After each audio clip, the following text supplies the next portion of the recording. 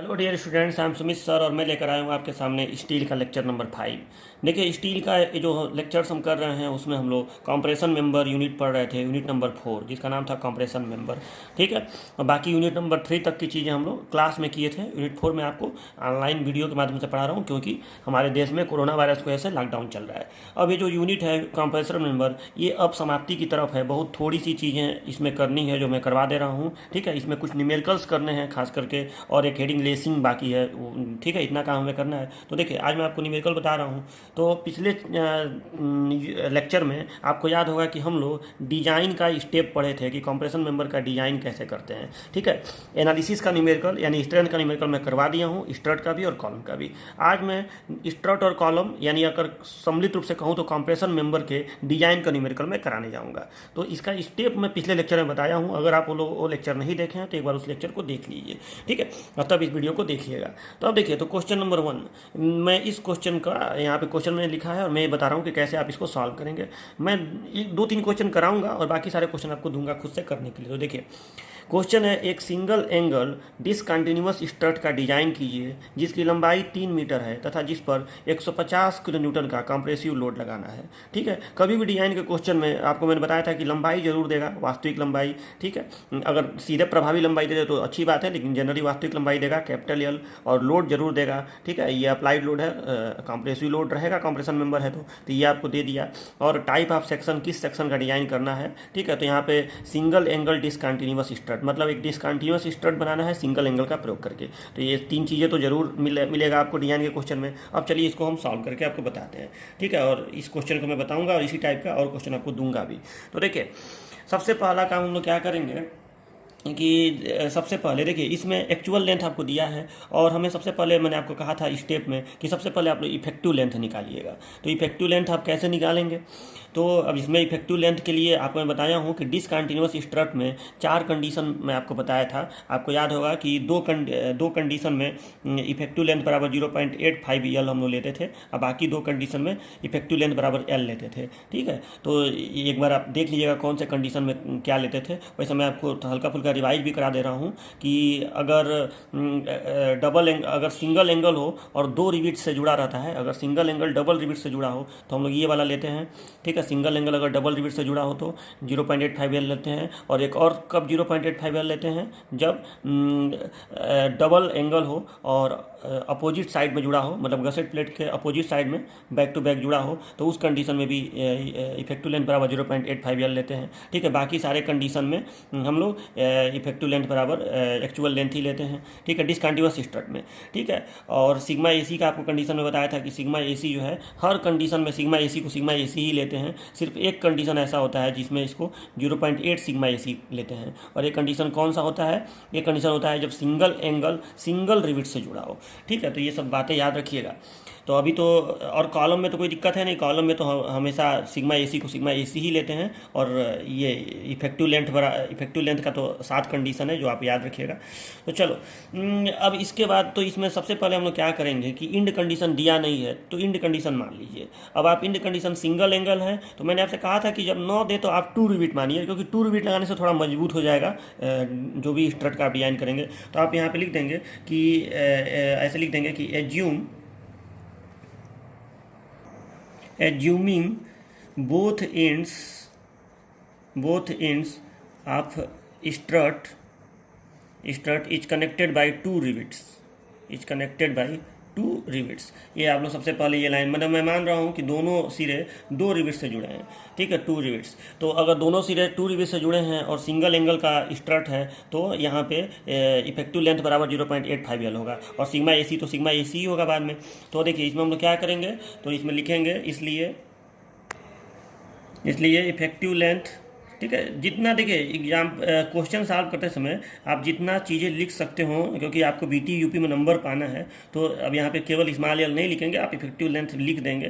तो एल बराबर 0.85 एल होता है, ये होता है। तो ये हो गया 0.85 आई इंटू एल। एल कितना है? 3। ठीक है, तो इसको आप 3000 कर दीजिए ताकि मिलीमीटर में आ जाए। ठीक है, तो ये आएगा आपका करने पर 2550 mm। ठीक है, ये 2550 mm आएगा। उसके बाद मैंने आपको दूसरा स्टेप बोला था करने के लिए कि तुरंत जब ये पहला स्टेप हो जाए तो तुरंत आप क्या करेंगे कि सिग्मा AC को एज्यूम कर लीजिए। एज्यूमिंग लिख सकते हैं आप, एज्यूमिंग सिग्मा AC, या इसको पूरा नाम दे दीजिए permissible stress in axial compression. ठीक है, चलो सिग्मा AC लिखते हैं। तो सिग्मा AC मैंने आपको क्या बताया था स्टेप में कि अगर एंगल स्टार्ट हो, चाहे वो सिंगल एंगल है चाहे डबल एंगल है, सिग्मा AC आप 80 लीजिएगा। अगर आई सेक्शन का सिंगल आई का कॉलम हो, ठीक है, या सिंगल आई का हो या सिंगल चैनल का हो तो उस समय भी 80 लीजिएगा। और अगर बिल्टअप कॉलम हो तो उस समय आप लोग कितना लेंगे, 100 या 110। तो ये यहाँ पे सिंगल एंगल है, एंगल स्टार्ट हो तो हम सिग्मा AC बराबर 80 ही लेंगे, चाहे सिंगल एंगल हो चाहे डबल एंगल हो। तो assuming sigma AC equal to 80 Nm/mm²। ठीक है, ये हो गया। और उसके बाद मैंने आपको तीसरा स्टेप क्या बोला था कि नाउ ग्रॉस एरिया रिक्वायर्ड निकालेंगे, ग्रॉस एरिया रिक्वायर्ड, ठीक है, या रिक्वायर्ड ग्रॉस एरिया कुछ भी लिख सकते हैं। तो ग्रॉस एरिया रिक्वायर्ड कैसे निकलेगा, तो इसका लिए मैं आपको बताया था load upon assumed sigma AC, यही तो बोला था, एज्यूम्ड सिग्मा AC। ठीक है, तो लोड कितना है, तो लोड है आपका 150 × 10⁻3, ठीक है, 150 किलो न्यूटन। और एज्यूम्ड सिग्मा AC कितना है, 80। तो इसको आप करेंगे तो ये आपका ग्रॉस एरिया यहाँ पे आएगा 1875 mm²। चलिए, तो ये हो गया। तो और इसके बाद मैंने आपसे क्या कहा था, हमारा ये 3 स्टेप पूरा हो गया। इसके बाद मैंने आपसे कहा था कि जब ये हो जाए तो तुरंत आप लोग क्या करेंगे, तुरंत आप लोग ये काम करेंगे कि हम लोग एक सेक्शन चूज करेंगे स्टील टेबल से जिसका एरिया इसके एरिया से ज़्यादा हो, जिसको हम लोग बोलेंगे ट्रायल सेक्शन। तो इसके बाद लिखेंगे कि ऐसे लिखेंगे ट्राई, ठीक है, ट्राई मतलब एक सेक्शन ट्राई करते हैं। और अब चलो यहाँ पे इस सेक्शन को अब चूज करिए। अच्छा, सेक्शन चूज करते समय एक बात का ध्यान दीजिएगा कि अगर सिंगल एंगल हो, अगर स्ट्रट के रूप में सिंगल एंगल हो तो सिंगल एंगल के रूप में इक्वल सेक्शन ज़्यादा सूटेबल माना जाता है। ठीक है, सिंगल एंगल के रूप में इक्वल सेक्शन ज़्यादा सूटेबल माना जाता है। और डबल एंगल अगर प्रयोग करना हो तो अनइक्वल एंगल ज़्यादा सूटेबल माना जाता है। अनइक्वल में लॉन्ग लेग को गसेट प्लेट से जोड़ेंगे, ठीक है, अनइक्वल में लॉन्ग लेग को गसेट प्लेट से जोड़ के ज़्यादा सूटेबल माना जाता है। ठीक है, तो अगर डबल एंगल वाला स्ट्रट हो तो अनइक्वल सेक्शन पे जाइएगा स्टील टेबल में, और अगर सिंगल एंगल है तो इक्वल वाले पे जाइएगा। तो इक्वल एंगल में चूज करते हैं जिसका एरिया किससे ज़्यादा हो, इससे ज़्यादा हो, 1875 से ज़्यादा हो। तो चलो आओ, तो देखिए यहाँ पे मैंने इक्वल सेक्शन वाला टेबल खोला है आपके सामने। तो चलिए यहाँ पे अब हम खोजते हैं। तो सबसे पहले देखिए इसमें खोजा जाए कि कोई, देखो ये सेक्शनल एरिया वाला कॉलम आपको दिख रहा होगा, हमको किससे अधिक चाहिए, 1875 से अधिक चाहिए। तो देखिए यहाँ पे सेक्शनल एरिया वाले लाइन में 1875 से अधिक का खोजा जाए। ठीक है, तो इसमें देखिए 1875, तो इसमें देखिए मुझे एक मिल रहा है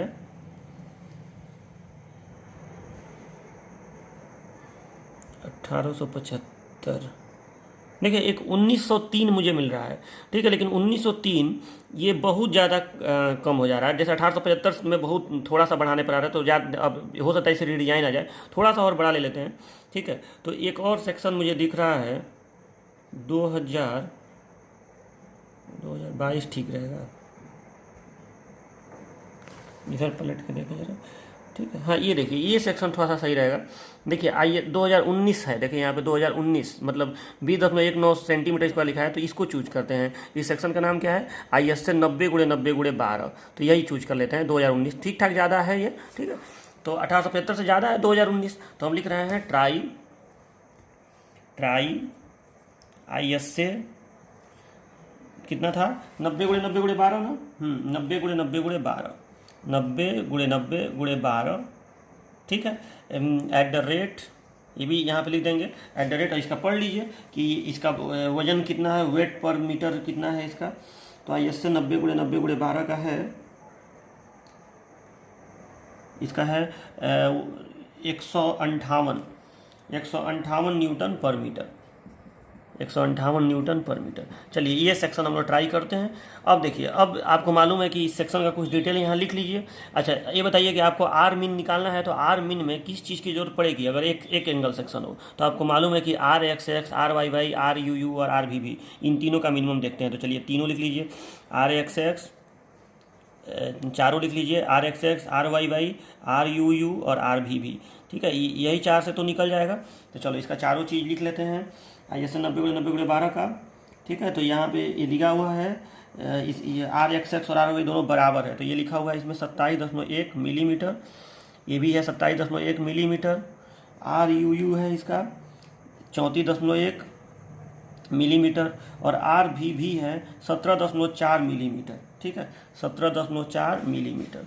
तो मिनिमम यही है, ठीक है। तो चलो ये यहाँ तक कंप्लीट हो गया, यहाँ तक सबको समझ में आया ही होगा। सबसे पहला काम, अगर इंड कंडीशन नहीं दिया है तो इंड कंडीशन डबल रिविट आप मान लीजिए। डबल रिविट मान के जो भी हो, कभी यल बराबर 0.85 यहाँ पे आएगा, ठीक है। आपको डबल रिविट मान लेना, दिया होता तो जो दिया होता उसके हिसाब से चलते। तो आप लोग को मैं ये इंड कंडीशन में बताया हूँ, इफेक्टिव लेंथ कितना होता है, उस लेक्चर को देख लीजिएगा। यहाँ पर मैं 2 रिविट माना हूँ, सिंगल एंगल में अगर 2 रिविट हो तो 0.85 यल होता है। तो इतना तो आपको क्लियर है।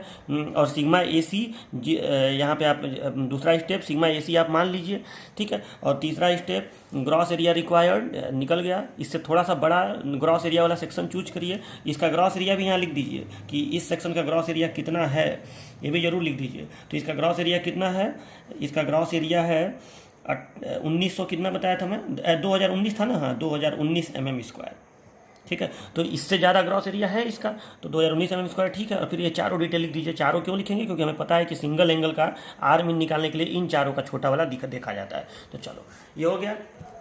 अब देखिए, अब इसके बाद हम लोग क्या करेंगे कि आर मीन, इसका मैं कहा था कि अब आर मीन निकालिए। तो देखिए R mean is equal to हो गया चारों का छोटा, minimum of R X X R Y R U R भी, ठीक है। तो 17.4 mm हो गया, 17.4 mm, ठीक। अब इसके बाद मैंने आपसे कहा था कि नाउ स्लेंडरनेस रेशियो निकालिए लेमडा, और ये क्या होता है, effective length upon R mean, ठीक है। इसको निकालेंगे तो ये आ रहा है निकालने पर 146.5 ठीक है। अब फार लिखेंगे, for f Y is equal to 250 newton पर mm², comma lambda is equal to, ठीक है, ये लेमडा है, लेमडा इज इक्वल टू, अच्छा। और ये जब लेमडा निकल जाएगा ना तो यहीं पे ऐसे कर देंगे, ठीक है। ये क्लाइंट मुझे इसको यहीं पे ऐसे कर देंगे, इट इज़ लेस देन 180, इसलिए ओके, इसलिए ओके। ऐसे ये ब्लैक पेन से, गाढ़ा पेन से इसको लिख देंगे, इसलिए ओके।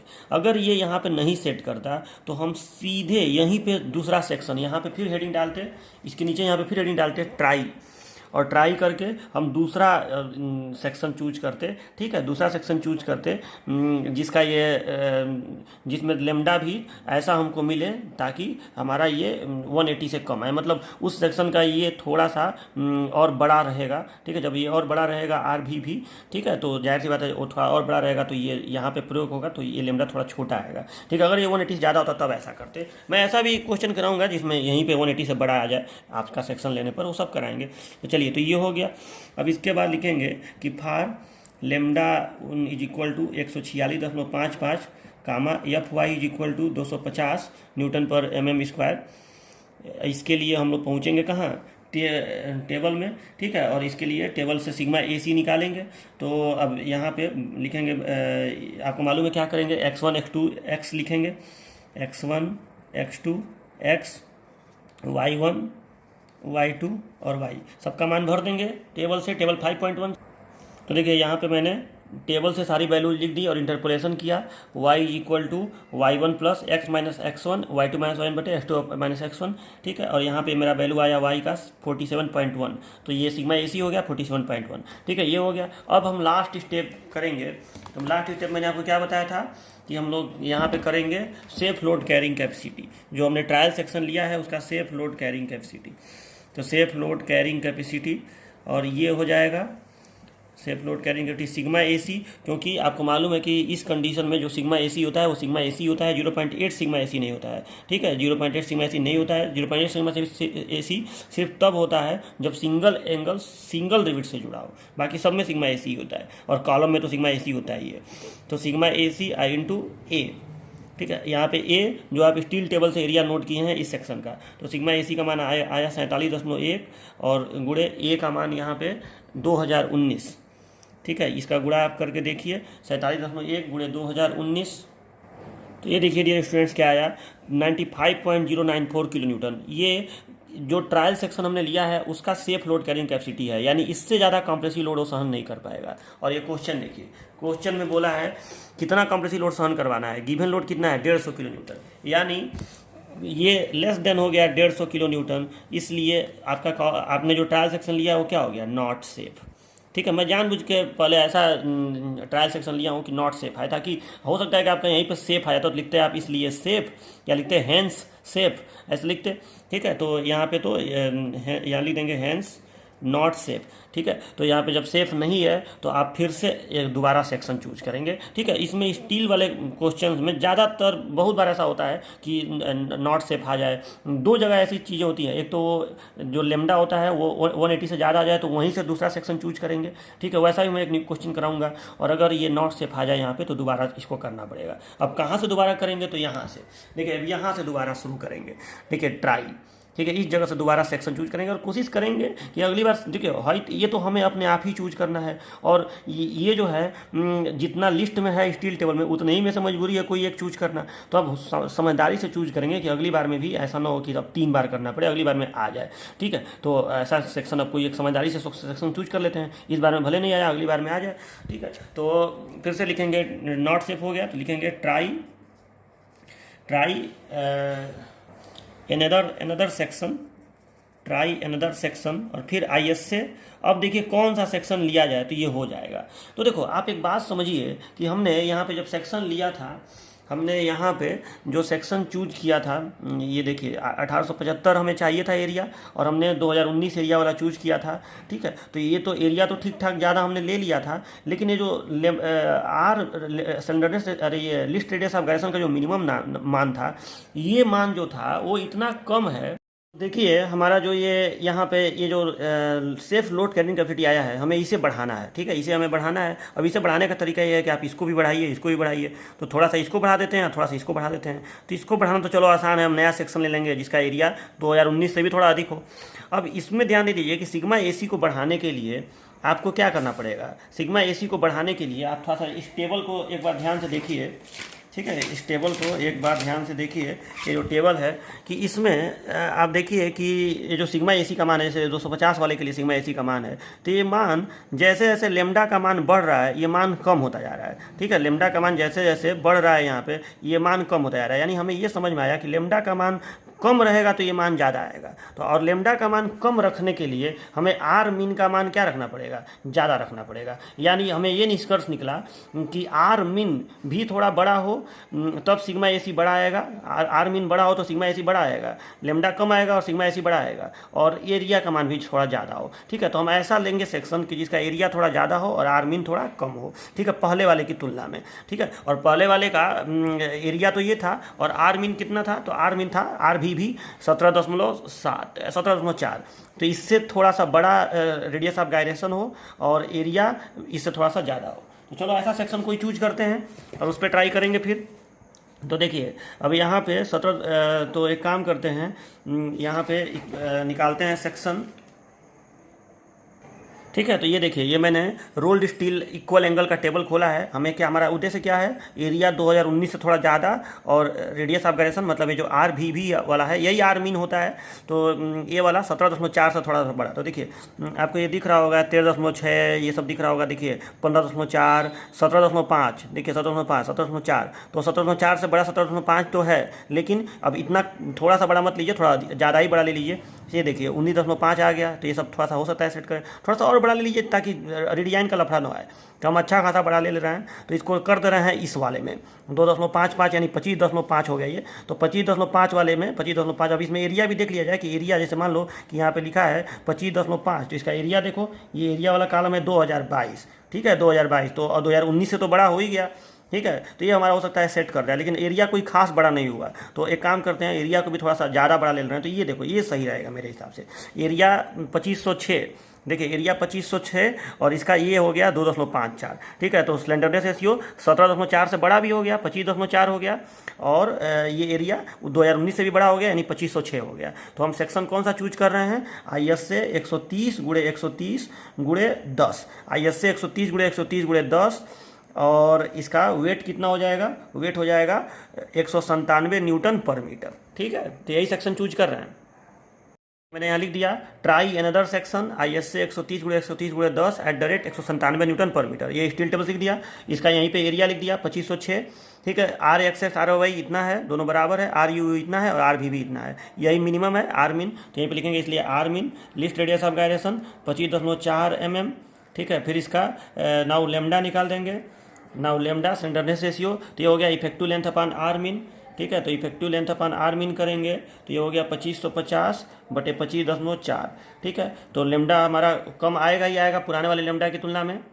तो ये देखिए इस बार लेमडा आया 100.4 आया ना, 100.4, और पहले वाला लेमडा हमारा जो हम इसके पहले ट्रायल सेक्शन लिए थे उसका 146 उसका कहाँ गया लेमडा 146.55, इस बार 100, तो लेमडा कम आ गया और 180 से तो कम है ही, तो ओके हो गया। ठीक है, और लेमडा कम आने का मतलब कि अब सिग्मा AC बढ़ेगा। ठीक है, सिग्मा AC ज़्यादा आएगा जब आप इंटरपोलेशन करके निकालेंगे तो। ठीक है, और मुझे लग रहा है कि 100 के लिए सीधे आपको मुझे लग रहा है कि यहाँ इंटरपोलेशन करने की ज़रूरत ही नहीं है, क्योंकि 100 जो है इस टेबल में 100 होता है। ये जो टेबल है इस टेबल में आप देखिए तो यहाँ पे 100 कहीं ना कहीं है।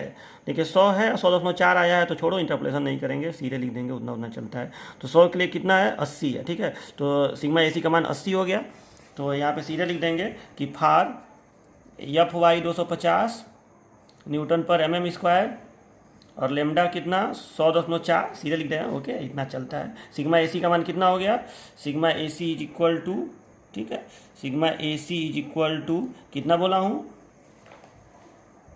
Sigma AC 80। ठीक है, 80 न्यूटन पर mm², जो हम एज्यूम किए हैं शुरुआत में वही वाला यहाँ पे आ गया। ठीक है, चलो तो इंटरप्रेशन करने की जरूरत नहीं है। अब फिर से निकालेंगे सेफ लोड कैरिंग कैपेसिटी। ठीक है, तो इसके बाद फिर से निकालेंगे सेफ लोड कैरिंग कैपेसिटी। तो इसको मैं यहाँ कर रहा हूँ ताकि मुझे बाकी चीज़ अभी इरेज ना करना पड़े। तो देखिए अब मैं सेफ लोड कैरिंग कैपेसिटी निकाल रहा हूँ, तो सिग्मा AC इंटू A किया। ठीक है, सिग्मा AC अभी 100 आया है, एरिया 2506 आया है, तो इसका गुणा किया तो इतना आया किलो न्यूटन, और 150 किलो न्यूटन से ज़्यादा है, यानी जो कंप्रेशन मेंबर है डिसकंटिन्यूअस स्ट्रट वाला उसका लोड कैरिंग कैपेसिटी 150 से ज़्यादा है, तो ये सही है। ठीक है, हेंस सेफ, ये सेफ हो गया। तो 10 यूज ISA 130 × 130 × 10 @197 न्यूटन पर मीटर। और आप एक फिगर बना देंगे कि ये गसेट प्लेट से एक साइड में एक एंगल सेक्शन ऐसे जुड़ा हुआ है। ठीक है, रिविट का आपको डिजाइन नहीं करना है तो आप इसका डाया या इसका पिच वगैरह बताने की जरूरत नहीं है। कहा होता है कि रिविट का डिजाइन करिए, तो इसके बाद हम लोग डिजाइन ऑफ रिविटेड ज्वाइंट भी करते। ठीक है, अगर दोनों तरफ एंगल होता तो टैगिंग रिविट भी लगाते, तो वो सब इसमें नहीं करना है। तो बस ये क्वेश्चन आपका सॉल्व हो गया। ठीक है, तो यहाँ से ये क्वेश्चन शुरू हुआ है, एक बार मैं आपको दिखा दे रहा हूँ। ठीक है, तो आपको जरूर ये समझ में आ गया, यहाँ से क्वेश्चन शुरू हुआ है, आप इसका स्क्रीनशॉट ले लीजिएगा। पहले ये काम हुआ है, फिर ये काम हुआ है, ठीक है, फिर ये, ठीक है, ये पूरा काम हुआ है, और फिर ये काम हुआ है इस तरह से। ठीक है, यहाँ पे, ठीक है, और फिर ये इतना काम इसमें हुआ है। तो ये क्वेश्चन इस तरह से आपका सॉल्व हो गया। ओके, एक स्ट्रट का मैं क्वेश्चन करा दिया, सिंगल एंगल स्ट्रट का। अब मैं एक सिंगल सेक्शन वाले कॉलम का क्वेश्चन करा दे रहा हूँ। ठीक है, और फिर मैं एक बिल्टअप सेक्शन वाला क्वेश्चन आपको बता दूंगा और तो आपको न्यूमेरिकल दे दूंगा। तो देखिए अब ये क्वेश्चन पढ़िए, एक रोल्ड स्टील बीम का कॉलम सेक्शन के रूप में डिजाइन कीजिए जिस पर 100 किलो न्यूटन का एक्सियल लोड लगा हो। कॉलम का इफेक्टिव लेंथ 4.5 मीटर है, 4.5 मीटर है। ठीक है, तो अब देखिए इस क्वेश्चन में रोल्ड स्टील बीम, देखिए जहाँ भी आप बीम सुनिए तो बीम का मतलब होता है आई सेक्शन। ठीक है, बीम का मतलब आई सेक्शन होता है। तो यहाँ पे आपसे कह रहा है कि एक रोल्ड स्टील आई सेक्शन का कॉलम सेक्शन के रूप में डिजाइन करिए। मतलब एक ही आई सेक्शन है, तो जाहिर सी बात है ये बिल्टअप सेक्शन नहीं होगा, सिंगल आई सेक्शन है। ठीक है, और उसी को आपको कॉलम बना देना है जिस पर 100 किलोमीटर का लोड आ रहा है। तो लोड दे दिया, सीधे इफेक्टिव लेंथ दे दिया, अच्छी बात है। तो इंड कंडीशन की कोई ज़रूरत ही नहीं है। नहीं दिया होता, अगर इसको एक्चुअल लेंथ लिखता और तब भी नहीं दिया होता तो हम इफेक्टिव लेंथ बराबर एक्चुअल लेंथ यहाँ पर मान लेते हैं। ठीक है, दिया रहता है तो उसके हिसाब से लेंगे। ठीक है, तो यहाँ पर तो सीधे इफेक्टिव लेंथ दे दिया है, स्मॉल एल दे दिया है, तो अच्छी बात है। और टाइप ऑफ सेक्शन दिया ही है, एक आई सेक्शन है। तो चलो शुरू करते हैं इसको। देखिए सबसे पहला काम वही, सबसे पहले इफेक्टिव लेंथ। ठीक है, तो मैं थोड़ा सा 9 भी लिखूँ कोई चीज़ है तो आप जान ही जाएंगे कैसे लिखाएगा। तो effective length is equal to 4.5 metre. ठीक है, इसके बाद assuming sigma AC is equal to, sigma AC assume करिए, एक आई सेक्शन तो 80 ही लीजिए, 80 न्यूटन पर mm²। ठीक है, अब फिर इसलिए required gross area required, gross area required तो देखिए अब नंबर आता है स्टील टेबल का। ठीक है, यही स्टेप समझदारी वाला स्टेप होता है कि जब ग्रॉस एरिया रिक्वायर्ड निकल जाए तो सेक्शन कौन सा चूज करेंगे। और सच पूछे तो ये अंदाज वाला स्टेप है। तो इसमें अब अंदाज से देखिए 1250 mm² चाहिए, तो उससे थोड़ा सा बड़ा एरिया देखिए, तो उससे थोड़ा बड़ा। और ये बीम में निकाला हूँ, बीम का मतलब आई सेक्शन। तो देख लीजिए यहाँ पे स्टील टेबल में यहाँ लिखा हुआ है रोल्ड स्टील बीम्स। ठीक है, ये आई सेक्शन है, सिंगल आई सेक्शन। तो यहाँ पे अब ढूंढिए, तो देखिए यहाँ पे इस साइड में आप देखिए, तो ये सेक्शनल एरिया वाला कॉलम देखिए, तो 901, 1028, और हमें किससे बड़ा चाहिए, हमें चाहिए 1250 से बड़ा। तो देखिए 1250 से बड़ा हमें चाहिए, तो यहाँ पे 1264 है, लेकिन अब इतना कम बड़ा भी मत लीजिए, थोड़ा सा ज़्यादा ही बड़ा लीजिए। ठीक है, तो 1808 है, चलो ये तो ठीक बड़ा मिल रहा है। और तो हम एक काम करते हैं, ये है देखो, ये 1512 ठीक रहेगा। जैसे 1250 से जस्ट बड़ा अगर हम देखें तो 1512 मिल ही रहा है। इसका नाम क्या है, ISLB 125। और इसका वजन कितना है, इसका वजन है वेट पर मीटर, अच्छा यही तो लिखा है, तो 11.9 लिखा है, मतलब ये केजी में लिखा है ना, तो 119 हो गया। तो ISLB 125 @119। तो मैं लिख रहा हूँ ट्राई, एक मिनट लिख रहा हूँ, देखिए ट्राई ISLB 125 @119 न्यूटन, 119 न्यूटन पर मीटर, 119 न्यूटन पर मीटर, मतलब इस सेक्शन को मैं ट्राई कर रहा हूँ कॉलम सेक्शन के रूप में। ट्राई ISLB 125 @119 न्यूटन पर मीटर एज कॉलम सेक्शन, ये भी आप लिख सकते हैं कॉलम सेक्शन के रूप में। मैं इसको ट्राई करने जा रहा हूँ। चलो अब तुरंत इसका ग्रॉस एरिया लिख लीजिए।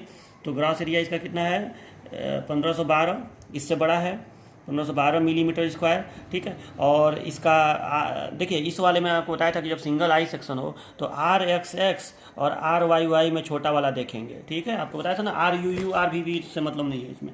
तो चलो इसमें RXX और RYY लिख लेने दीजिए। तो मैं लिख लिया 51.9, 16.9। तो ठीक है, तो इसलिए R मीन हो गया, R मीन दोनों में छोटा कौन है, 16.9 mm। तो ये छोटा वाला है, ये हो गया। ठीक है, अब लिखेंगे now slenderness ratio, lambda is equal to slenderness ratio, lambda is equal to effective length upon R mean.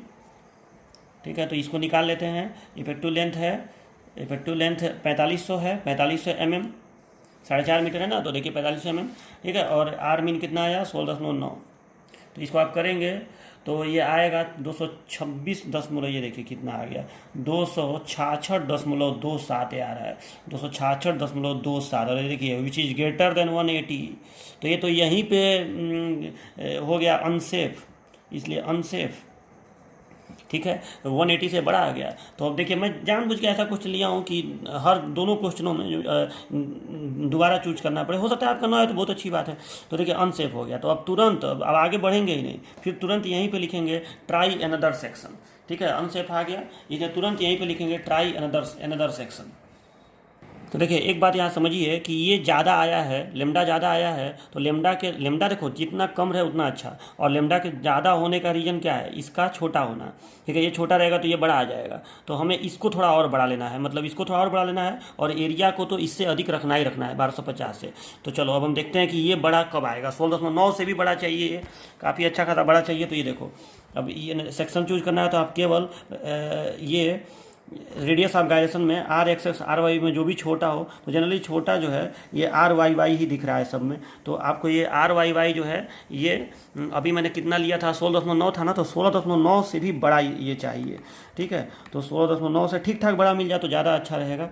ठीक है, ताकि बार बार डिजाइन वाइन का चक्कर ना है, हमें तो अल्टीमेटली न्यूमेरिकल ही तो सॉल्व करना है। ठीक है, तो यहाँ पे मुझे दिख रहा है कि मैंने लिया था 16 कुछ, तो उससे बड़ा देखो 16 कुछ से बड़ा चाहिए। तो यहाँ पे 17.5 है, लेकिन थोड़ा और बड़ा मिल जाए तो ज़्यादा अच्छा रहेगा, झंझट ही खत्म हो जाएगा। तो देखिए यहाँ पे देखिए ये वाला थोड़ा सा ठीक दिख रहा है, क्योंकि ये 21.3 है। ठीक है, 21.3।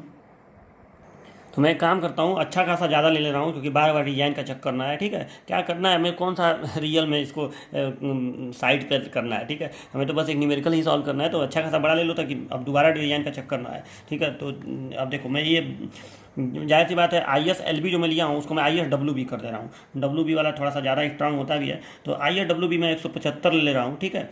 ISWB 175 Indian standard wide beam ले रहा हूँ, ठीक है। और ये ISWB 175 में आप देखिए कि इसका जो RYY है, मतलब ये 25.9 है, और एरिया जो है इसका 2811 है, जबकि मुझे 1250 ही चाहिए। तो काफ़ी अधिक एरिया है, तो कोई दिक्कत नहीं है, निश्चित है कि सेफ ही आएगा, ठीक है। तो मुझे अब दोबारा डिजाइन का चेक करना है, तो मैं लिख रहा हूँ ट्राई अनदर सेक्शन ISWB।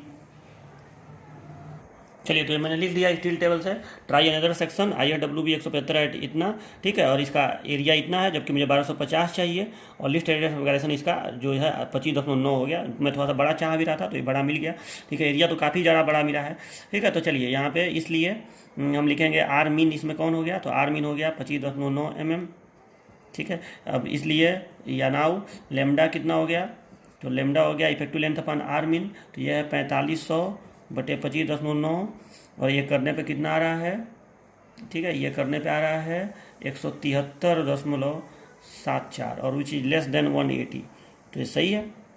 180 से कम आ गया, ठीक है। तो हमें 180 से कम चाहिए भी था, तो 180 से कम आ गया, इसलिए ओके या सेफ कुछ भी लिख सकते हैं।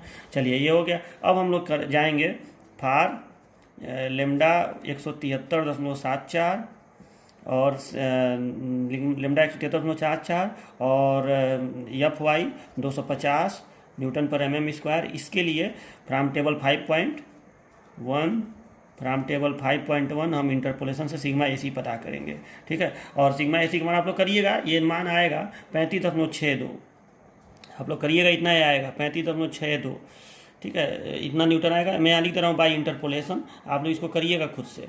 तो जब आप इसको करेंगे तो इतना आएगा 35.62, तो अब इसलिए निकालेंगे, इसलिए सेफ लोड कैरिंग कैपेसिटी। और आपको मालूम है कि कॉलम में तो सिग्मा AC ही रहता है हमेशा, तो sigma AC into A।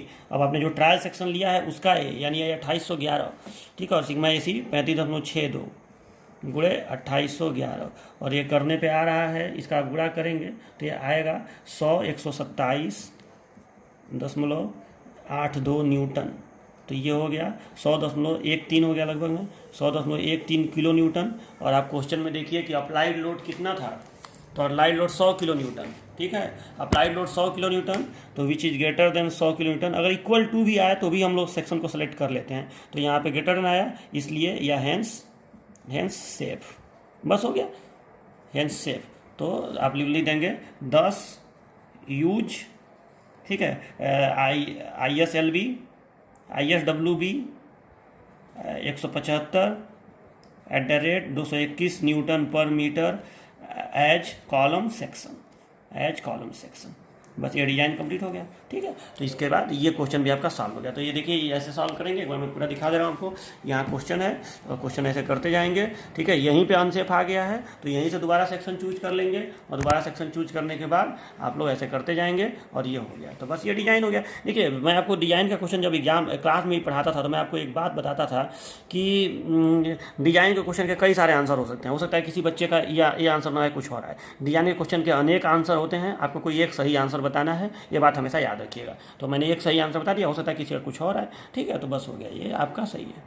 Question ये देखिए अब कि रूफ ट्रस में 190 किलो न्यूटन का कॉम्प्रेसिव लोड सहन करने के लिए एक डबल एंगल डिसकंटिन्यूअस स्ट्रट का प्रयोग करना है, जिसमें दोनों एंगल गसट प्लेट के एक ही ओर बैक टू बैक जुड़े हैं। स्ट्रट की लंबाई 2.4 मीटर है। रिविट कनेक्शन का भी डिजाइन करिए। FY = 250 लें, ठीक है। तो यहाँ पे गसेट प्लेट के एक ही ओर, मतलब इस तरह से एक एंगल, और इस तरह से इधर एक एंगल से गसेट प्लेट के एक ही ओर जुड़ा हुआ है, ठीक है। और डिसकंटिन्यूअस स्ट्रट है, 2 एंगल है, तो ये इसमें हो गया। तो इस क्वेश्चन में ये भी बताना है कि रिविट कितना लगाना पड़ेगा, रिविट का भी डिजाइन करना है कि गसेट प्लेट से जो जुड़ेगा एंगल सेक्शन डबल एंगल वाला, तो कैसे रिविट वगैरह का कनेक्शन उसमें होगा, कितने नंबर आप रिविट लगेंगे, पिच क्या होगा, ये सब भी बताना है। तो देखिए, सबसे पहले तो शुरू करते हैं। तो सबसे पहले इफेक्टिव लेंथ, तो देखिए यहाँ पे ये वाला कंडीशन है ना, डिसकंटिन्यूअस में जब ये वाला कंडीशन है ये, तो इस कंडीशन में आपको मालूम है कि इफेक्टिव लेंथ कितना होता है। इफेक्टिव लेंथ 0.85 L इसमें होता है, ठीक है। इफेक्टिव लेंथ इस वाले कंडीशन में 0.85 L लिया जाता है, ठीक है। और रिविट का डिजाइन तो करना ही है, तो आप इसमें रिविट को एज्यूम मत करिए कि 2 रिविट या 3 रिविट, ठीक है। आप यही मान के चलिए कि रिविट अब जितना भी है, ठीक है। तो इस कंडीशन में 0.85 L आप इफेक्टिव लेंथ ले लीजिए, ठीक है। यही होता ही है। तो इफेक्टिव लेंथ यहाँ पे हो गया 0.85 L, ठीक है। अगर एज्यूम करना पड़े, मान लो कि यहाँ पे डिजाइन नहीं करना होता, तो अगर आप एज्यूम करेंगे कभी भी, तो एज्यूम कभी भी 2 रिविट ही करना चाहिए, ठीक है, क्योंकि एक रिविट एज्यूम नहीं करना चाहिए, एज्यूम कभी भी 2 ही रिविट करना चाहिए। तो इफेक्टिव लेंथ यहाँ पे तो रिविट का डिजाइन करना है, और इफेक्टिव लेंथ यहाँ पे सीधे आपको मालूम है 0.85 एल होता ही है, ठीक है। यहाँ तो एज्यूम वगैरह कुछ करने की ज़रूरत ही नहीं है। तो 0.85 और इंटू एल का मान कितना है 2400, तो ये आया 2040 mm। अब लिखेंगे एज्यूमिंग सिग्मा एसी, ठीक है। तो सिग्मा एसी का मान हम यहाँ पे देखिए, मैंने आपको बताया था सिग्मा एसी जो है कोई भी एंगल वाला स्ट्रट हो अगर, तो हम सिग्मा एसी कितना मानेंगे 80, तो 80 न्यूटन पर mm स्क्वायर, ठीक है। अब लिखेंगे इसलिए gross area required, gross area required, तो मैं जल्दी कर दे रहा हूँ, आप इसको आराम से लिखते रहिएगा। तो ग्रॉस एरिया रिक्वायर्ड कितना हो गया, तो लोड कितना है इस पर लगाना है 190 किलो न्यूटन, तो 190 × 10⁻³ बटे 1/80, तो ये आपका हो जाएगा 2375। देखिए 2375 mm स्क्वायर का ग्रॉस एरिया चाहिए। अब बारी आती है स्टील टेबल की। अब स्टील टेबल से आप ऐसा एंगल सेक्शन चूज करेंगे, और देखिए अनइक्वल इसमें चूज करना ठीक रहता है, मैं आपको बताऊँ ना, जब 2 एंगल हो तो अनइक्वल चूज करना ठीक रहता है, और बड़े वाले लेग को गसेट प्लेट से जोड़ा जाता है। तो अनइक्वल का ऐसा एंगल सेक्शन चूज करिए जिसमें 2 का गुणा करने पर, इसके एरिया में 2 का गुणा करने पर इससे ज़्यादा एरिया हो जाए, ठीक है। याद रखिएगा आप, मतलब ऐसा, मतलब आप इसका आधा एरिया वाला सेक्शन चूज करिए, ठीक है। 2375, तो 2375 का आधा, 2375 का आधा हो गया 1187, ठीक है। तो आप लमसम 1190 से अधिक एरिया वाला सेक्शन चूज करिए, जिसका एरिया कितना हो 1190 से अधिक हो, ठीक है, ये याद रखिएगा। तो चलिए ढूंढा जाए ऐसा सेक्शन जिसका एरिया अनइक्वल में। तो देखिए मुझे 1190 से ऊपर का एरिया चाहिए, और मैं अनइक्वल में, तो देखिए IS से 125 × 95/6, इसका 1286 है, मतलब लमसम ये 100 मीटर स्क्वायर एरिया ज़्यादा हो रहा है, तो अच्छा है, ठीक है। मैं बार बार नहीं चाहता हूँ डिजाइन है, तो इतना अधिक एरिया लेंगे तो ठीक ही रहेगा, ठीक है। तो ये मैं ले लेता हूँ, ठीक है। तो देखिए आपने लिख दिया कि ट्राई 2IS से 125 × 2 लिखना जरूरी है यहाँ पे, देखिए 2, तो ट्राई 2IS से 125 × 95/6 @ 101 न्यूटन पर mm which longer leg is connected with gusset plate, ठीक है, ये मैंने मान लिया। चलो अब मैं इसका कुछ चीज़ लिख रहा हूँ, तो इसका एरिया कितना हो जाएगा, तो देखो इसका एक जो सेक्शन है इसका एरिया है 1166, तो उसमें 2 का गुणा कर लीजिएगा। इसका जो एरिया है एक एंगल सेक्शन का 1166 है, उसमें 2 का गुणा करके यहाँ एरिया लिखिएगा। अब देखिए इसका इतना डिटेल मैंने लिख लिया, एरिया इसका इतना है 2 का गुणा करके, और ये जो डिटेल है मैंने एक एंगल सेक्शन का केवल लिखा हुआ है, आई स्मॉल XX, आई स्मॉल YY, CXX, CYY। क्यों मैंने इतना चीज़ लिखा हुआ है, क्योंकि मुझे पता है कि जब ये एक तरह का बिल्टअप हो गया ना, 2 एंगल सेक्शन हो गए, तो इसमें हमें आई कैपिटल XX, आई कैपिटल YY निकालना पड़ेगा। उसको निकालने के लिए मुझे इसकी ज़रूरत पड़ेगी, ठीक है, इसकी ज़रूरत पड़ेगी, और इसकी ज़रूरत भी पड़ेगी, क्यों सबकी नहीं पड़ेगी, हो सकता है इसमें किसी एक का ही पड़े, देखा जाए किसका पड़ता है। चारों में लिख लिया हूँ, बार बार ना लिखना पड़े, ठीक है। और ये एरिया 2 का गुणा करके लिखा हूँ, ये याद रखिएगा। चलो तो अब करते हैं इसको। तो देखिए यहाँ पे इस तरह का एंगल सेक्शन है, देखिए एक ही साइड में, गसेट प्लेट के एक ही साइड में 2 एंगल सेक्शन जुड़े हुए हैं, ठीक है। और ये इस पूरे सेक्शन का, ये सेंट्रोइडल एक्सिस कौन होगा इस पूरे सेक्शन का, तो पूरे सेक्शन का यहाँ होगा YY, ठीक है, और यहाँ होगा XX, ठीक है।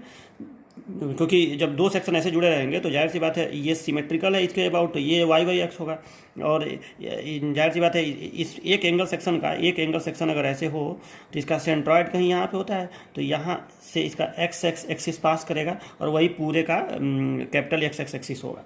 तो अब देखिए यहाँ पे आप ध्यान दीजिए, तो जो IXX है, आई कैपिटल XX, ये तो सीधे निकल जाएगा, इसलिए सीधे निकल जाएगा कि जो सेंट्रॉइडल एक्सिस इसका है वही सेंट्रॉइडल एक्सिस इसका भी है, दोनों मैच कर रहा है, ठीक है। तो इसको आप सीधे 2 × स्मॉल IXX कर देंगे, तो ये निकल जाएगा यहाँ पे।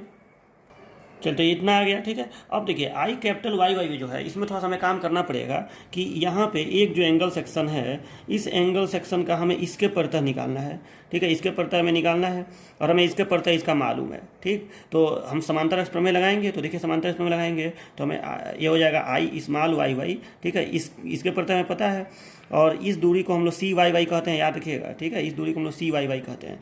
तो IYY और प्लस आपका फार्मूला क्या होता है, AH² होता है ना। तो इस एक एंगल सेक्शन का एरिया कितना है, एक का एरिया है 1286, ठीक है, तो 1286, ठीक है। अब गुणे एच स्क्वायर, तो दोनों के बीच की दूरी कितनी है, इसको मैं लिख रहा हूँ सी वाई वाई का स्क्वायर। ये एक एंगल सेक्शन का एरिया है, चलो यहाँ पे ऐसे लिख भी दे रहा हूँ, लेकिन इसको याद रखिएगा एक एंगल सेक्शन का एरिया है, ठीक है। तो ए इंटू सी वाई वाई का स्क्वायर, और इसमें आपको कर देना है 2 का गुणा, क्योंकि यहाँ पे 2 एंगल सेक्शन है, ठीक है। यहाँ पे अगल बगल में 2 एंगल सेक्शन है, तो जो मोमेंट ऑफ इनर्शिया एक का आएगा वही दूसरे का आएगा। तो ये आई वाई वाई बराबर हो गया 2 into I small Y Y, ये कितना है 51.6 गुणे 10 पे घात 4, 51.6 गुणे 10 पे घात 4, प्लस इसका एक एंगल सेक्शन का एरिया कितना है 1286, इंटू सी वाई वाई का मान कितना है 15.9, ठीक है, इसका स्क्वायर। चलिए तो इसको सॉल्व करेंगे तो आई कैपिटल वाई वाई निकल जाएगा। तो यहाँ मैंने कर दिया है, देखिए तो आई वाई वाई का मान इतना आया, फिर आई मीन, ठीक है। तो आई मीन अब इसमें और इसमें छोटा कौन है, आई एक्स एक्स और आई वाई वाई में, तो जाहिर सी बात है आई वाई वाई छोटा है, ये 375 है, 168 है, ठीक है। तो ये छोटा है, तो ये हो गया आपका। अब इसके बाद हम आर मीन निकालेंगे, तो आर मीन आई मीन अपान ए, तो आई मीन की जगह पे ये कर दिए, और ए की जगह पे याद रखिएगा ग्रॉस एरिया, मतलब दोनों सेक्शन का टोटल एरिया, ठीक है। तो 2332 है, और ये आपका आ गया आर मीन 26.85, ठीक है। तो अब निकालेंगे लेमडा, तो लेमडा आया आपका 75.97, और विच इज लेस देन 180, तो सही है, इसलिए ओके, ठीक है। अब इसके बाद हम लोग जाएंगे टेबल 5.1 पे, तो लिखेंगे for lambda is equal to 75.97, ठीक है, 75.97, और F Y is equal to 250 newton पर mm स्क्वायर, टेबल 5.1, और अब इंटरपोलेशन करेंगे, ठीक है। तो ये आएगा सिग्मा एसी, आप कर लीजिएगा, लगभग 107 के करीब में आएगा, ठीक है। तो 107 न्यूटन पर mm स्क्वायर ये आएगा। ये बाई इंटरपोलेशन में निकाला हूँ, आप इसको करिएगा खुद से, ठीक है, देख लीजिएगा, थोड़ा बहुत इधर उधर भी हो सकता है, ठीक है। तो बाई इंटरपोलेशन ही आएगा। अब लिख लेंगे now safe load carrying capacity, safe load carrying capacity, और ये हो जाएगा is equal to sigma A C into total area, ठीक है। तो सिग्मा ए सी आया 107 इंटू टोटल एरिया कितना था 2332, देखिए तो ये आया 249.5 kilo Newton, which is greater than 190 kilo Newton. ये अप्लाइड लोड है, इसलिए यह हैंस सेफ। चलिए तो इसी के साथ आपका डिजाइन कंप्लीट हो गया, ठीक है। तो यहाँ लिख देंगे 10, तो देखिए ऐसे लिख देंगे 10 यूज 2 IS से 125/95/6 @101 न्यूटन पर metre which long leg is connected with gusset plate, हो गया। अब इसके बाद इसमें डिजाइन ऑफ रिविटेड कनेक्शन भी करेंगे, डिजाइन ऑफ रिविटेड कनेक्शन, ठीक है। अब हम लोग क्या करेंगे कि रिविट का डाया मान लेंगे, और कौन सा रिविट लेंगे, पावर ड्रिवन सॉफ्ट रिविट, आपको मैं बताया था वही रिविट इस्तेमाल करेंगे। और यहाँ पे सिंगल सीयर होगा कि डबल सीयर होगा, आप बताइए। तो यहाँ पे जाहिर सी बात है सिंगल सीयर ही होगा, ठीक है। यहाँ पे एक जगह रिविट के कटने की प्रवृत्ति होगी, तो सिंगल सीयर होगा। तो यहाँ पे हम लोग अब पहले डाया ले लेते हैं, होल डाया निकाल लेते हैं। चलो तो मैं लिख दिया कि assume 18 mm dia power driven shop rivet, तो इसलिए टाउ भी अब कितना हो गया 100, और सिग्मा पी एफ हो गया 300, ये तो आप जान ही रहे हैं पावर डिवन सॉफ्ट कितना होता है। और 18 mm डाया का रिविट है, तो होल का डाया 19.5 हो गया। तो चलिए अब आपको सिंगल सीयर में सबसे पहले निकालना पड़ेगा क्या चीज़, shear strength of single rivet PS, और इसका फॉर्मूला क्या होता है πd² × टाउ वी एफ, ठीक है। तो यहाँ पे आप करिएगा 3.14 गुणे 19.5, ठीक है, 19.5 का वर्ग बटे में 4 × 100, इसको करेंगे तो ये आएगा आपका 29,864 29,876 न्यूटन, ठीक है। ये तरह से बियरिंग स्ट्रेंथ था सिंगल रिविट। तो देखिए इसका फॉर्मूला होता है DT × sigma P F, D के जगह पे 19.5 और टी के जगह पे क्या इस्तेमाल करेंगे, तो आप एंगल सेक्शन जो प्रयोग किए हैं IS से कौन सा प्रयोग किए हैं 125/95/6, तो जो 6 है ना वही यहाँ पे टी होगा, ठीक है। और सिग्मा पी एफ का मान 300 है, तो इसको आप करेंगे तो ये आपका आ जाएगा 35 के आगे 100 न्यूटन, ठीक है। अब रिविट वैल्यू, तो देखिए यहाँ पे मैंने रिविट वैल्यू निकाला, फिर नंबर ऑफ रिविट निकाला, लोड अपान रिविट वैल्यू दोनों में, ठीक है। तो लोड कर दिया और रिविट वैल्यू यहाँ पे है तो 6.36 आया है, लेकिन इसको हम सम संख्या में लेंगे, ठीक है, क्योंकि 2 एंगल सेक्शन है, तो 4 उस पर लगा देंगे 4 इस पर लगा देंगे, तो इसको 8 रिविट मैंने कर दिया। इसके बाद मिनिमम पीस 2.5 D होता है, यहाँ पे D रिविट का डाया होता है, ठीक है, ग्रॉस डाया नहीं रिविट का डाया, तो ये 45 mm आया। मैक्सिमम पिच 12T या 200 में से जो भी छोटा हो, तो 12T जो है वो 12×6 = 72, तो 72 आ गया इन दोनों में, यानी मिनिमम पिच इतना देना है, मैक्सिमम इतना देना है। और मिनिमम एज डिस्टेंस हम लोग ग्रॉस डाया के हिसाब से देखेंगे, यानी 19.5 के लिए, तो मैं टेबल देखा हूँ तो 29 mm उसमें लिखा था सीयर्ड एज के लिए। ठीक है, तो ये हो गया 29 mm। तो मैं 45 से बड़ा यानी 50 mm पिच दे रहा हूँ, प्रोवाइड 50 mm पिच, और एज डिस्टेंस मिनिमम 29 चाहिए, मैं 35 दे रहा हूँ, तो provide 50 mm pitch with 35 mm edge distance. बस अब इसका फिगर बना दे रहा हूँ। तो देखिए इस तरह से आप डिटेलिंग कर दीजिएगा। ठीक है, यहाँ पे 8 रिविट दिखा दिया गया है। सेम साइड में 2 एंगल सेक्शन जुड़े हैं, तो प्लान ऐसे बनेगा और सेक्शन ऐसे बनेगा। ठीक है, ये 2 इसमें तो यहाँ पे एक रिविट यहाँ दिखेगा, लॉन्ग लेग को यहाँ जोड़ा गया है। ये 2 ISA 125 गुणे 95/6 है। ठीक है, ये 95 है यहाँ से यहाँ तक, और ये सब आप दिखा दीजिएगा। यहाँ पे 18 mm phi 8 NOS PDS rivet है, ये सब टैकिंग रिविट है। ठीक है, ये 50 mm का पिच है, 35 mm का एज डिस्टेंस है, गसेट प्लेट है। ठीक है, तो ऐसे सब अपना दिखा दिएगा जितना दिखा सकते हो, तो ये आपका डिज़ाइन कंप्लीट हो गया। ओके, देखिए डियर स्टूडेंट्स, मैं ये 5 क्वेश्चन आपको दे रहा हूँ। पहला क्वेश्चन है सिंगल एंगल डिसकंटिन्यूअस स्ट्रट का डिजाइन कीजिए, जिसका डाटा इस प्रकार है। लेंथ 2.5 मीटर एक्चुअल लेंथ हो गया, design load 40 kN, compressive load हो गया। रिविटेड कनेक्शन का भी डिजाइन कीजिए, पावर ड्रिवन फील्ड रिविट का प्रयोग करें। तो आप पावर ड्रिवन फील्ड रिविट का मतलब क्या हुआ कि इसका टाउ VF जो है PDF रिविट है, तो टाउ VF इसका होता है 90 और सिग्मा PF होता है 270। ठीक है, तो ये याद रखिएगा। तो 90 270 का प्रयोग करिएगा। और सिंगल एंगल का स्ट्रट है, डिसकंटिन्यूअस स्ट्रट है सिंगल एंगल वाला, उसी का आपको डिजाइन करना है। ठीक है, तो सबसे पहले आप रिविट 2 एज्यूम कर लीजिएगा। तो 2 एज्यूम करेंगे तो 0.85 L ये हो जाएगा। ठीक है, और फिर आप जान ही रहे उसके बाद क्या करना है आपको, ग्रॉस एरिया रिक्वायर्ड निकालिएगा। ठीक है, और लास्ट में रिविट का भी डिजाइन करके और फिर अपना बनाइएगा। ठीक है, फिगर बना दीजिएगा। दूसरा देखिए, एक डबल एंगल डिसकंटिन्यूअस स्ट्रट का डिजाइन कीजिए, जिसमें 2 एंगल गसेट प्लेट के दोनों ओर। ठीक है, गसेट प्लेट के दोनों ओर, इस साइड में और इस साइड में। ठीक है, तो गसेट प्लेट के दोनों ओर जुड़े हैं। स्ट्रट की लंबाई 3 मीटर है, उस पर 150 kN का लोड लगा है। रिविटेड कनेक्शन का भी डिजाइन करिए। ठीक है, तो आप इसके लिए ये एक्चुअल लंबाई दिया है 3 मीटर, तो प्रभावी लंबाई निकाल लीजिएगा। ठीक है, देख लीजिएगा इस कंडीशन में क्या होता है। उसके बाद आप लोग 2 रिविट एज्यूम करके ही चलिएगा, और फिर प्रभावी लंबाई निकाल लीजिएगा। और उसके बाद आप लोग ग्रॉस एरिया रिक्वायर्ड निकालिएगा। फिर जैसे 2 एंगल का आप लोग करते हैं, ठीक है, जो भी ग्रॉस एरिया रिक्वायर्ड आएगा उसका आधा करके एंगल सेक्शन अनइक्वल वाला चूज करिएगा, और उसके लॉन्ग लेग को गसेट प्लेट से जोड़ के और फिर अपना डिजाइन करिएगा, और लास्ट में रिविटेड कनेक्शन का भी डिजाइन करिएगा। ठीक है, और इसका मुझे फिगर बना के दिखाइएगा बाद में। ठीक है, गसेट प्लेट के दोनों ओर इसमें जोड़ना है। अच्छा, ये देखिए तीसरा क्वेश्चन है कि एक रोल्ड स्टील बीम का कॉलम के रूप में डिजाइन कीजिए, जिस पर 115 kN का एक्सियल लोड लगाना है। ठीक है, बीम मतलब आई सेक्शन है, एक ही आई सेक्शन है, एक लिखा है यहाँ पे, और इस पर 115 kN का एक्सियल लोड लगाना है। कॉलम 5 मीटर लंबा है। ठीक है, तथा दोनों सिरे इफेक्टिवली हेल्ड इन पोजीशन और स्टैंड अगेंस्ट रोटेशन है, यानी फिक्स है। तो आप इफेक्टिव लेंथ निकाल लीजिएगा, फिर ग्रॉस एरिया रिक्वायर्ड निकाल लीजिएगा, और उसके बाद कॉलम का कोई एक सेक्शन चूज करके उसका लेमडा निकालिएगा, उसका आर मिन निकालिएगा, लेमडा निकालिएगा, सब आप जान ही रहे हैं। फिर सिग्मा AC निकालिएगा, फिर सेफ लोड कैरिंग कैपेसिटी निकालिएगा। तो ये हो गया, 3 क्वेश्चन ये हो गए। चौथा क्वेश्चन मैं आपको ये दे रहा हूँ कि एक 4 मीटर लंबे स्टील कॉलम का डिजाइन कीजिए, जिस पर 600 kN का लोड लगा है तथा दोनों सिरे हिंज हैं। ठीक है, हिंज सिरे हैं। ठीक है, तो ये 4 मीटर बराबर 4 मीटर हो जाएगा, इफेक्टिव लेंथ भी। और एफ वाई यहाँ ध्यान दीजिएगा 230 लेना है। तो ठीक है, टेबल 5.1 में ध्यान दीजिएगा, यहाँ 230 लेना है, तो ये 230 वाले के लिए इंटरपोलेशन करिएगा।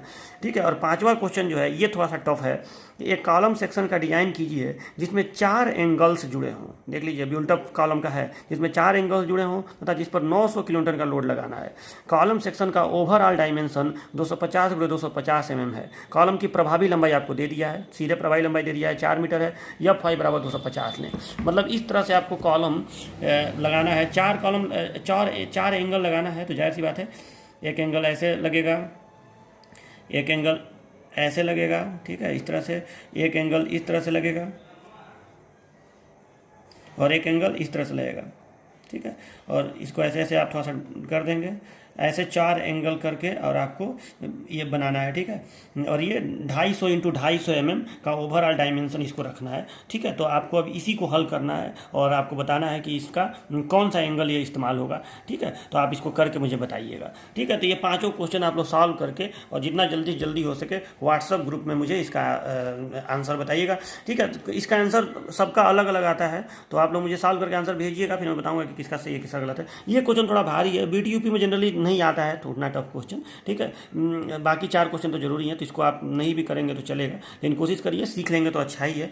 और बाकी ये 3 क्वेश्चन आपको करना है, तो ये 5 क्वेश्चन मैं आपको दे रहा हूँ, ठीक है। और फिर आप लोग इसको करके मुझे दिखाइए, ठीक है। तो मिलते हैं नेक्स्ट लेक्चर में, और अब लेसिंग बता देंगे तो ये चैप्टर समाप्त हो जाएगा। तब तक के लिए बाय बाय।